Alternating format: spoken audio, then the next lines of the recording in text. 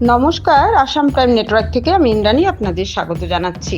আজ 25শে বৈশাখ, বিশ্বকবি রবীন্দ্রনাথ ঠাকুরের জন্মদিন। লক্ষ্মীপুর সমজেলার বিভিন্ন সংগঠনের পক্ষ থেকে বিভিন্ন অনুষ্ঠানের মাধ্যমে দিনটি পালন করা হয়। শুক্রবার সকাল 9টায় ফুলেরতল রবীন্দ্র বাটিকায় এসে উপস্থিত হন লক্ষ্মীপুরের বিধায়ক তথা রাজ্যের মন্ত্রী কৌশিক রায় সহ লক্ষ্মীপুর সমজেলার বিভিন্ন সংগঠনের কর্মকর্তারা।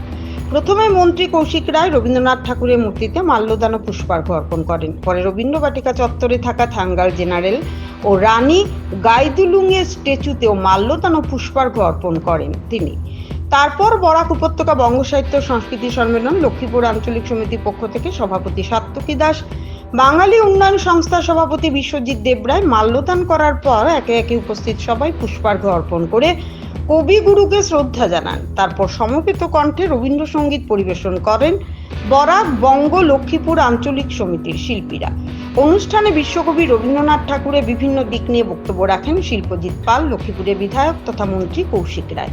তাছাড়াও উক্ত মাল্যদান ও পুষ্পার্ঘ্য অনুষ্ঠানে উপস্থিত ছিলেন লক্ষ্মীপুর পৌরসভার চেয়ারম্যান মৃণাল কান্তি দাস, ভাইস চেয়ারম্যান রবীন্দ্র সিংহ, আইনজীবী সঞ্জয় কুমার ঠাকুর, লক্ষ্মীপুর এসসি রোডের চেয়ারম্যান দেবাশিস রায়, বাঙালি সমাজ উন্নয়ন সংস্থার সম্পাদক অশোক রায়, পিন্টুলাল রায়, রাজ পাল সহ অন্যান্য সদস্যরা।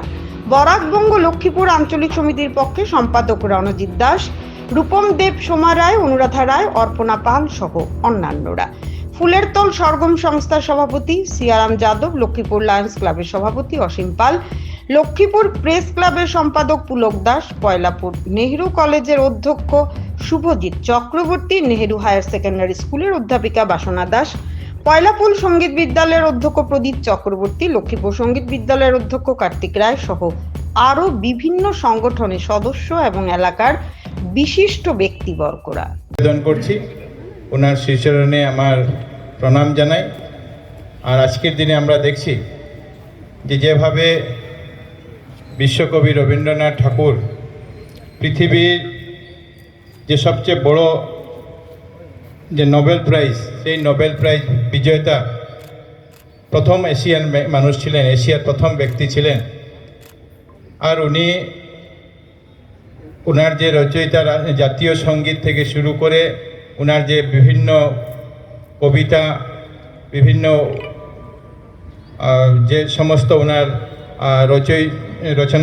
রচনাবলী আছে, আজকের দিনেও প্রায় 100 বছর পরেও সে সমস্ত বিশ্বের মধ্যে সেগুলি প্রাসঙ্গিক হয়ে আছে।